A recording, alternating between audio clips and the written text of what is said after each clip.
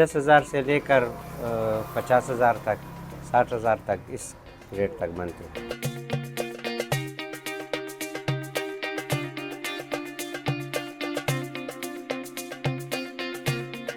सुवात, मर्दान, चारसदा, तगबे, बैरून मुल्क से, अमेरिका, थाईलैंड, सब मुल्कों से लोग हमसे रब्ता करते हैं और रबाब हम उसके लिए बनाते हैं, फिर हम बेचते हैं। तूत की लकड़ी इसके लिए हम इस्तेमाल करते हैं, इसमें अफ़गानी लकड़ी भी है और तिरा की लकड़ी भी है और इधर मुख्तलिफ़ इलाकों की लकड़ी है।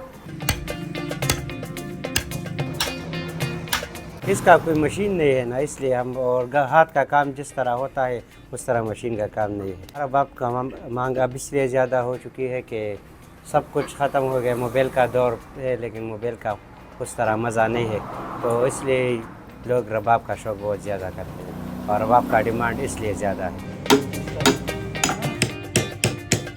रबाब बनाना तो मुश्किल काम है, इसलिए कि हम पहले लकड़ी ख़रीदते हैं, फिर उसमें मशीन खड़ा करते हैं, फिर इधर ढांचा बनाते हैं और मुख्तलिफ़ किस्म के काम करते हैं, फिर सदबकारी करते हैं, तो इसलिए बहुत मुश्किल है, इस पर टाइम लगता है। तकरीबन 25-30 साल से हम ये काम करते हैं।